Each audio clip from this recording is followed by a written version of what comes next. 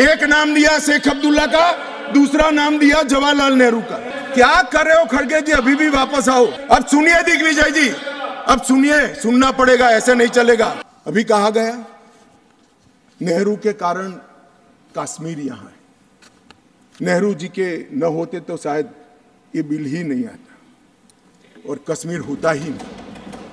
इस तरह से कहा। मैं आज कहना चाहता हूं कि जो आजादी के बाद भारत की रचना को जानते हैं उनको मालूम होगा हैदराबाद में इससे भी बड़ा प्रॉब्लम हुआ था। क्या जवाहरलाल जी गए थे क्या?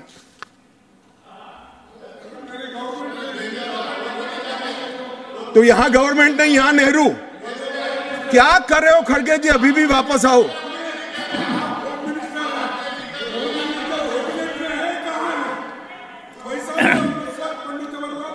एक मिनट, रिकॉर्ड पर है कश्मीर में दिग्विजय जी ने सरदार पटेल का नाम नहीं लिया। एक नाम दिया शेख अब्दुल्ला का, दूसरा नाम दिया जवाहरलाल नेहरू का।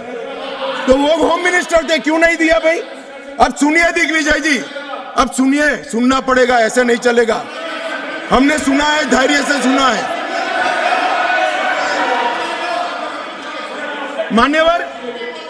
मान्यवर जूनागढ़ में क्या जवाहरलाल नेहरू गए थे?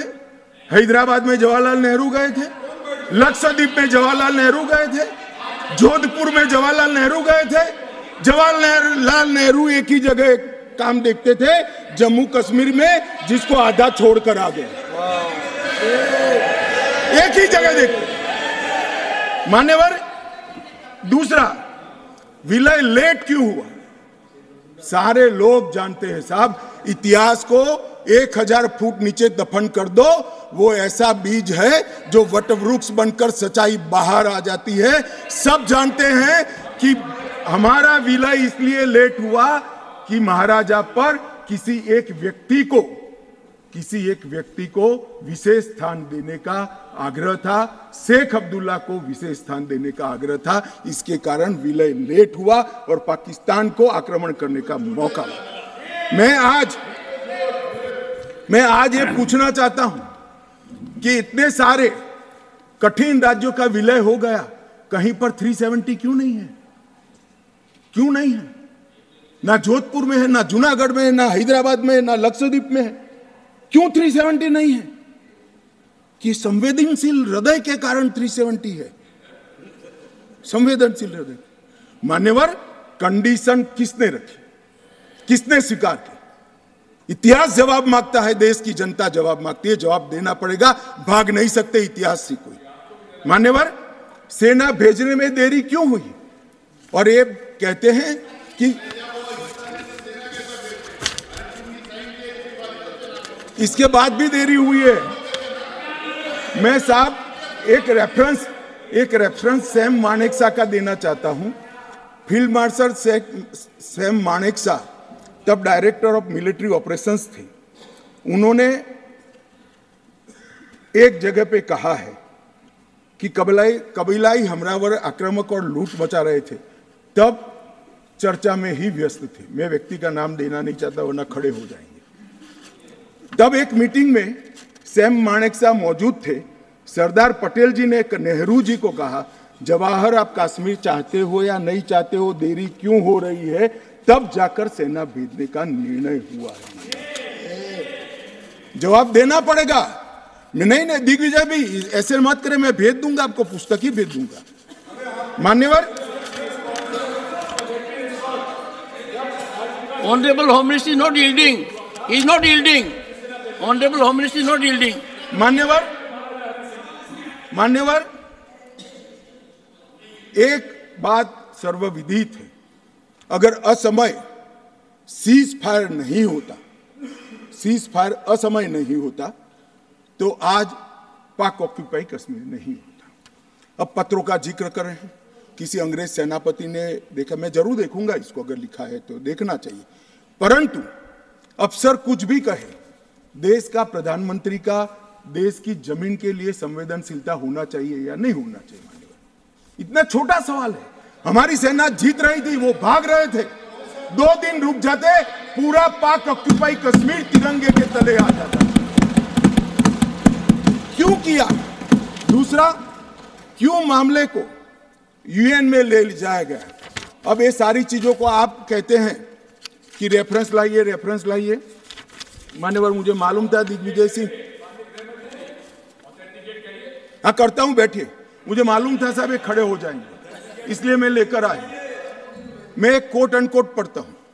यूनाइटेड नेशन के अनुभवों के बाद मैं इस निष्कर्ष पर पहुंचा हूं कि वहां से कुछ संतोषजनक नतीजों की उम्मीद नहीं की जा सकती। मुझे सीज फायर करना अच्छा फैसला लगा, लेकिन इस मसले को ठीक से हम नहीं निपट पाए, नहीं परख पाए। हम सीज फायर पर और विचार करके बाद में निर्णय करना चाहिए था। हालांकि ये सब भूतकाल की गलतियां हैं। ये जो कोट है किसी और का नहीं है, जवाहरलाल नेहरू का है। अब उनको तो मानोगे या नहीं मानोगे कि उन्होंने गलती की है, स्वीकार करी है। और साहब एक मिनट, सोर्स भी बता देता हूं, Nehru memorial museum and library, Jawaharlal Nehru connection, JNSG 143 part 1। और उस वक्त जब अरे भाई, स्वयं नेहरू कह रहे हैं मेरी गलती थी, क्यों इतना पकड़ कर रखा है पूंछ? मान्यवर, और चलो संयुक्त राष्ट्र में जाना भी था तो अनुच्छेद 51 में क्यों ले गए, जहां भारत के अधिकार सीमित होते थे? अनुच्छेद 35 में जाते तो भी हमें कोई दिक्कत नहीं होती। ये भी एक बहुत बड़ा गलत फैसला था। और मैं बताता हूं मान्यवर, एक कहते हैं कि धारा 370 निरस्त कर दी। अगर कल को ये 40 साल के बाद, जोर से बोले मनोज झा जी, 40 साल के बाद, क्योंकि ये मानते हैं कि 40 साल के बाद मैं नहीं हूंगा, मैं तो 60 का हो गया, मेरा आयु 40 साल का हो ही नहीं सकता। वो कहते हैं 40 साल के बाद इतिहास पूछेगा तो कौन रिस्पॉन्ड? मैं बताता हूं, 2 सदी तक अगर धारा 370 का फैसला गलत है तो मेरी सरकार का है, मेरा फैसला। प्रधानमंत्री नरेंद्र मोदी जी ने यह फैसला लिया है। ना मोदी जी इस फैसले से भाग सकते हैं, ना हमारी कैबिनेट भाग सकते हैं, और ना हमारा पार्टी भाग सकता है। रिस्पॉन्सिबिलिटी ऑन करनी पड़ती है। जब इमेज बिल्डिंग के लिए बड़े बड़े फैसले लेते हैं, संवेदनशील दिमाग से फैसले लेते हैं, तब इसको ऑन भी करना पड़ता है और देश को जवाब भी देना पड़ता है। इस तरह से नहीं चलता है इतिहास। और इतिहास, मेरी बात आज भी मानकर चलिए दिग्विजय सिंह, इतिहास किसी को नहीं बख्शता है, किसी को नहीं बख्शता है। मान्यवर, आज जो बिल लेकर मैं आया हूं, काफी लोगों ने पूछा कि क्या बदलाव आया है।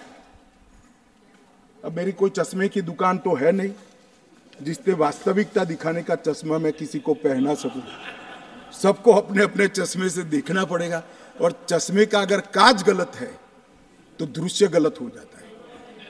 मान्यवर, पूरा कश्मीर और जो 2 करोड़ यात्री पूरे देश से जाकर आए, लाखों यात्री अमरनाथ यात्रा कर आए, हर महीने लाखों यात्री वैष्णो देवी के दर्शन करके आते हैं, और 100 से ज्यादा अधिक फिल्मों के शूटिंग हुए हैं, वो सभी एक मुख से कहते हैं कि कश्मीर की परिस्थिति अच्छी है, मगर स्वीकार करने को तैयार नहीं। मुझे मालूम नहीं है कौन सा चश्मा पहनकर ये देखते हैं।